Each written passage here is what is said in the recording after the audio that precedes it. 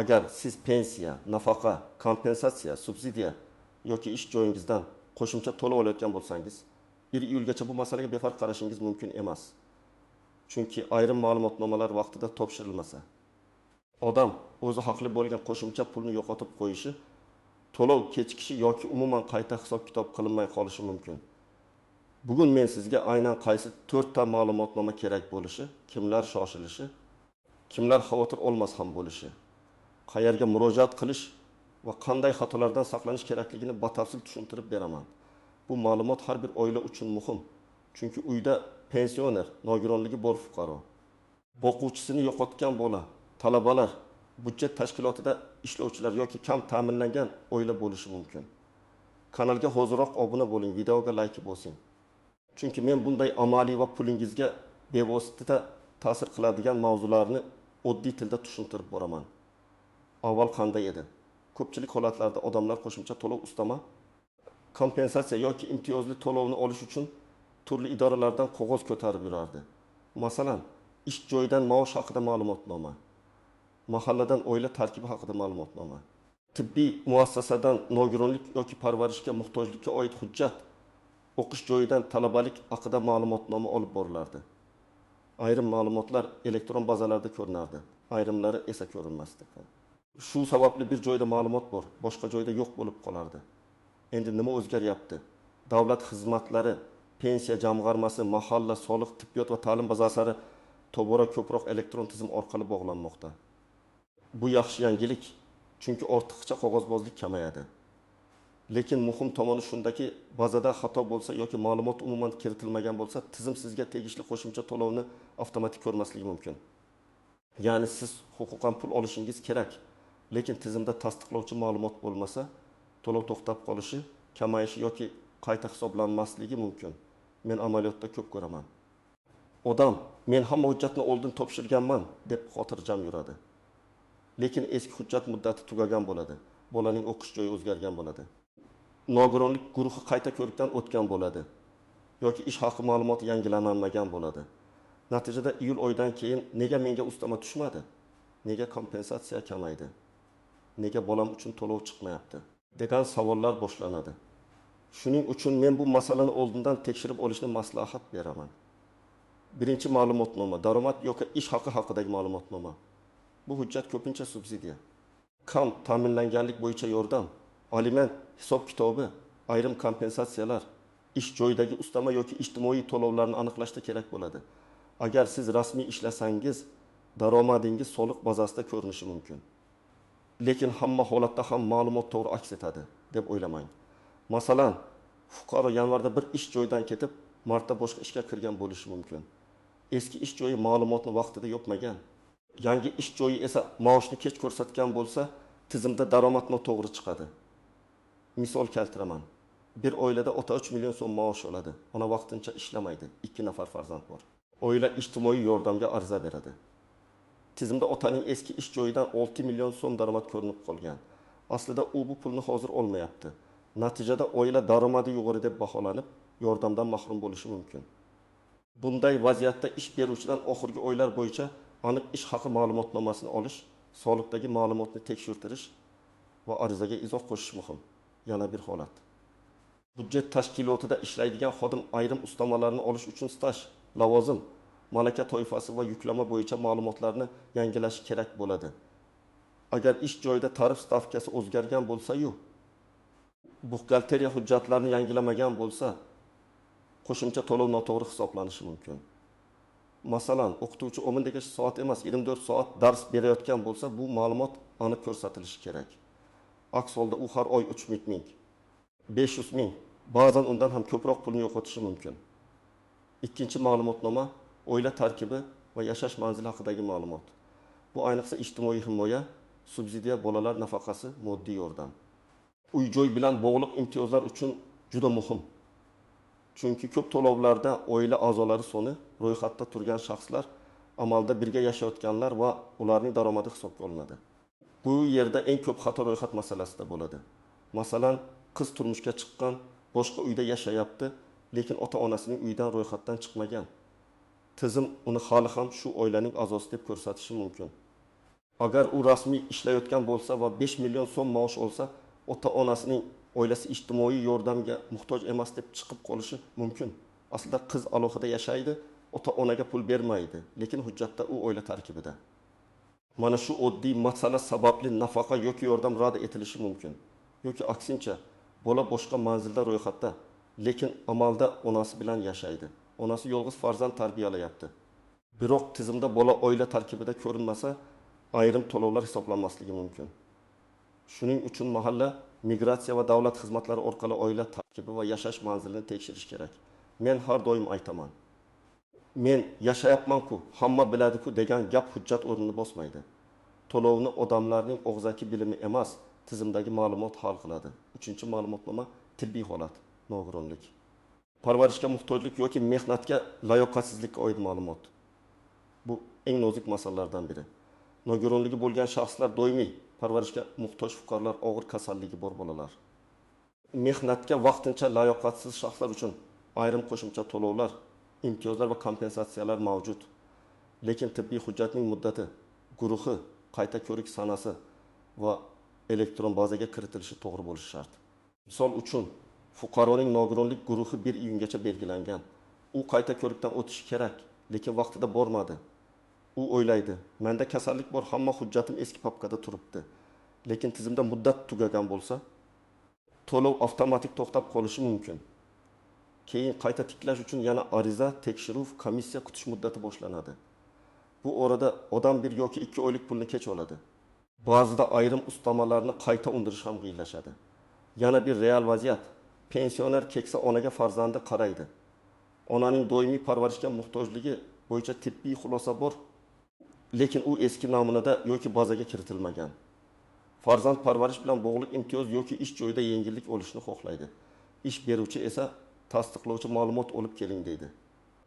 Agar bu hujjat 1 iyulgacha tartibga keltirilsa, keyingi hisob-kitoblar ancha oson bo'ladi. Agar kechiksa, odam huquqi bor narsani isbotlash uchun ko'proq vaqt yo'qotadi. 4-ma'lumotnoma o'qish, ta'lim yoki qaramog'idagi shaxs maqomi haqidagi ma'lumot.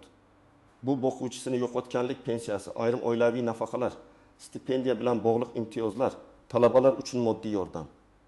Ota-onaning ish joyidagi qo'shimcha to'lovlar va boshqa hisob-kitoblarda muhim bo'lishi mumkin. Ayniqsa 15 yoshdan oshgan, lekin kunduzgi ta'limda o'qiyotgan farzandlar bo'yicha hujjatlar juda e'tiborli bo'lishi kerak. Masalan, bola 12 yoshga to'ldi, lekin kollej yoki universitetda kunduzgi shaklida o'qiyapti. Ayrim to'lovlar uchun u hali ham qaramog'idagi shaxs sifatida hisobga olinishi mumkin.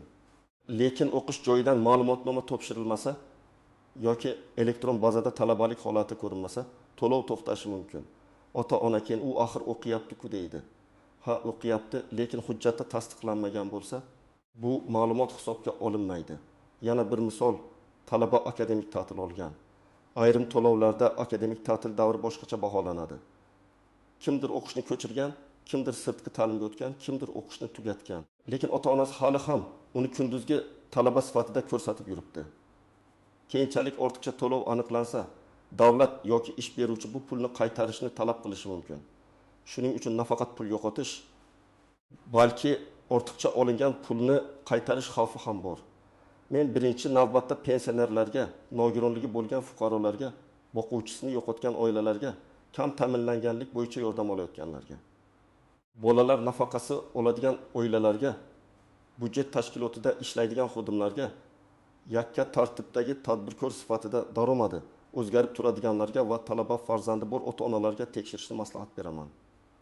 Chunki aynan shu guruhlarda qo'shimcha to'lovlar ko'p hollarda hujjatga bog'liq bo'ladi. Kimlar unchalik xavotir olmasligi mumkin.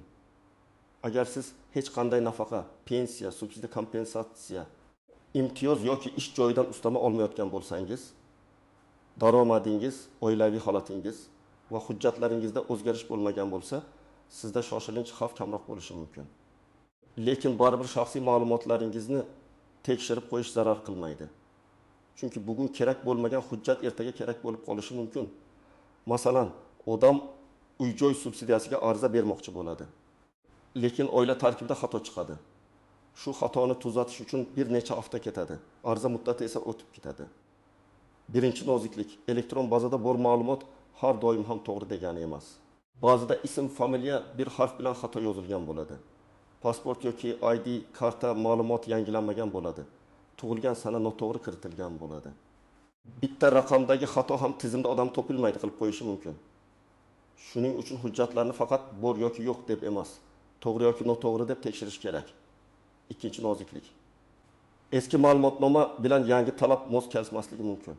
Sizda 2022 yilda olingan oila tarkibi haqida ma'lumotnoma bo'lishi mumkin, lekin 2024 yoki 2025 yilgi to'lov uchun yangisi so'raladi. Tibbiy xulosa o'qish ma'lumotnomasi, daromad ma'lumoti ham muddatli bo'lishi mumkin. Men ko'p odamlarga shuni tushuntiraman. Hujjatning o'zi borligi yetarli emas. Uning amal qilish muddati muhim. Uchinchi noziklik, og'zaki maslahatga ishonib qolmang. Kimdir menga kerak bo'lmadi, sizga ham kerak emas deyishi mumkin. Lekin har bir oilaning tarkibi, daromadi, to'lov turi, yashash manzili va huquqiy holati boshqa-boshqa. Qo'shningizga kerak bo'lmagan hujjat sizga juda zarur bo'lishi mumkin. Ayniqsa, o'quvchisini yo'qotganlik, nogironlik, talabalik va parvarish masalalarida umumiy gap bilan qaror qabul qilib bo'lmaydi. 4-chi noziklik, vaqtida topshirilmagan hujjat pulni orqaga qayta olishga kafolat bermaydi. Ba'zi to'lovlar ariza berilgan kundan boshlab hisoblanadi. Ba'zilari huquq paydo bo'lgan kundan. Ba'zilari esa hujjat tasdiqlangan sanadan. Agar siz 1 iyulgacha hujjatni tayyorlab qo'ysangiz, nizoli vaziyatda qo'lingizda dalil bo'ladi. Agar avgustda yugurishni boshlasangiz, nega vaqtida murojaat qilmadingiz degan savol chiqishi mumkin. 5-chi noziklik, ortiqcha olingan pul ham muammo. Ayrimlar hujjatim noto'g'ri bo'lsa ham pul tushib tursa bo'ldi deb o'ylaydi. Bu juda xavfli yondashuv. Chunki keyin tekshiruv bo'lsa, ortiqcha hisoblangan pulni qaytarish talab qilinadi. Masalan, talaba o'qishni tugatgan, lekin ota-onaning ish joyida u hali ham qaramog'idagi talaba sifatida ko'rsatilgan. 1 yil davomida qo'shimcha to'lov olingan bo'lsa, ish beruvchi yoki tegishli idora bu summani qaytarishni so'rashi mumkin. Shuning uchun ma'lumotni yashirish emas, to'g'rilash foydaliroq. Endi nima qilish kerakligini aniq aytaman. Birinchi qadam: o'zingiz olayotgan barcha to'lovlarni ro'yxat qiling. Pensiya bormi? Nafaqa bormi? Bolalar puli bormi? Subsidiya bormi? Kompensatsiya bormi? Ish joyidan ustama bormi? Ta'lim yoki tibbiyot bilan bog'liq imtiyoz bormi? Hammasini yozib chiqing. Har bir to'lovning yoniga bu to'lov qaysi hujjatga bog'liq deb belgi qo'ying. Ikkinchi qadam: pasport yoki ID karta, STIR, JSA SHIR, nikoh guvohnomasi, farzandlarning tug'ilganlik guvohnomasi, pensiya hujjatlari, tibbiy xulosalar, o'qish ma'lumotnomalari va ish joyi hujjatlarini bir joyga yig'ing. Men buni oddiy papkada yoki telefoningizda skaner qilingan shaklda saqlashni tavsiya qilaman. Hujjat kerak bo'lganda vahima bilan qidirib yurmaslik uchun tartib juda muhim. 3-qadam: daromad ma'lumotini tekshiring. Agar rasmiy ishlasangiz, ish joyingiz buxgalteriyasidan oxirgi 3 yoki 6 oy uchun ish haqi ma'lumotnomasini so'rang. Agar ishdan chiqqan bo'lsangiz, ishdan bo'shatilganlik sanasi to'g'ri kiritilganini aniqlang. Agar yakka tartibdagi tadbirkor bo'lsangiz, soliq hisobotlaringiz va real daromadingiz mos kelishini ko'rib chiqing. Daromad bo'yicha xato bo'lsa, uni og'zaki emas, yozma tarzda tuzatishni so'rang. 4-qadam: oila tarkibi va yashash manzilini aniqlashtiring. Mahallaga, davlat xizmatlari markaziga yoki tegishli elektron xizmatlarga murojaat qilib, ro'yxatda kimlar turishini tekshiring. Agar turmushga chiqqan farzand, alohida yashayotgan qarindosh yoki boshqa manzilda yashovchi shaxs sizning oila tarkibingizda ko'rinayotgan bo'lsa, bu masalani rasmiy tartibda hal qiling. Agar amalda siz bilan yashayotgan bola yoki qaramog'ingizdagi shaxs hujjatda ko'rinmasa, uni ham to'g'rilang. 5-qadam: tibbiy hujjatlarni yangilang. Nogironlik guruhi, qayta ko'rik sanasi, parvarishga muhtojlik xulosasi, mehnatga layoqatsizlik varaqasi, boladagi kasallik bo'yicha hujjatlar muddatini tekshiring. Poliklinika, tibbiy mehnat ekspert komissiyasi yoki tegishli tibbiy muassasaga oldindan murojaat qiling. Oxirgi kunni kutmang. Chunki komissiyaga navbat bo'lishi, qo'shimcha tekshiruv so'ralishi yoki hujjatda kamchilik chiqishi mumkin. 6-qadam: o'qish ma'lumotnomasini oling. Agar farzandingiz 18 yoshdan oshgan va kunduzgi ta'limda o'qiyotgan bo'lsa, universitet, kollej yoki texnikumdan rasmiy ma'lumotnoma oling. Unda talabaning F.H. kursi, ta'lim shakli, o'qish davri va muassasa rekvizitlari aniq ko'rsatilgan bo'lishi kerak. Agar bola akademik ta'tilda bo'lsa, sirtqi ta'limga o'tgan bo'lsa yoki o'qishni tugatgan bo'lsa, bu holatni yashirmang. To'g'ri ma'lumot keyingi muammolarning oldini oladi. 7-qadam, ariza topshirayotganda nusxa va dalil qoldiring. Davlat xizmatlari markaziga borsangiz, qabul qilingan ariza raqamini oling.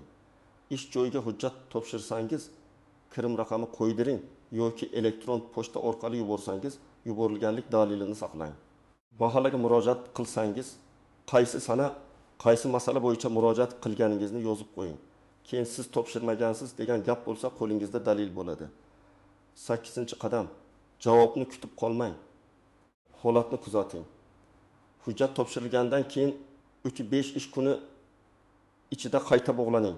Arizam ko'rib chiqildimi? Ma'lumot bazasiga kiritildimi? Qo'shimcha hujjat kerak emasmi deb so'rang. Ko'p hollarda odamlar hujjat topshirib, bir oy kutadi, keyin bitta kichik kamchilik sabab ish yurmay turganini biladi. Vaqtida tekshirish pulingizni saqlab qoladi. Agar rad javobi kelsa, nima qilish kerak? Avvalo rad etish sababini yozma shaklida oling. Sizga to'g'ri kelmaydi degan og'zaki gap yetarli emas. Qaysi norma, qaysi ma'lumot, qaysi daromad yoki qaysi hujjat sabab rad etilganini aniq biling. Keyin xatoni tuzatish mumkinmi? Qo'shimcha hujjat berish mumkinmi? Yuqori tashkilotga shikoyat qilish kerakmi? Shuni baholang. Men har doim maslahat beraman. Hissiyot bilan janjal qilishdan ko'ra, hujjat bilan gaplashish kuchliroq natija beradi. Demak, 1 iyulgacha eng avvalo dard yo'nalishini tekshiring. Daromad yoki ish haqi ma'lumotnomasi, oila tarkibi, yashash manzili ma'lumoti, tibbiy holat yoki nogironlikka oid hujjatlar. O'qish yoki qaramog'idagi shaxs maqomi haqidagi ma'lumotnoma. Bu hujjatlar to'g'ri va yangilangan bo'lsa, qo'shimcha to'lovlaringiz, ustamalaringiz, nafaqangiz yoki kompensatsiyangiz bo'yicha xavf ancha kamayadi. Agar hujjatlarda xato bo'lsa, bugun tuzatish osonroq. To'lov to'xtagandan keyin yugurish esa ancha qiyinroq. Izohlarda yozing. Siz qaysi to'lov yoki hujjat bo'yicha ko'proq tushunmovchilikka duch kelgansiz? Men keyingi videolarda eng ko'p berilgan savollarni alohida tahlil qilib beraman. Videoga like bosing, yaqinlaringizga yuboring. Chunki bu ma'lumot kimningdir bir necha oylik pulni saqlab qolishi mumkin. Kanalga obuna bo'ling. Men esa sizga qonuniy huquqlaringiz, to'lovlar va hujjatlar bo'yicha eng kerakli ma'lumotlarni sodda tilda tushuntirishda davom etaman.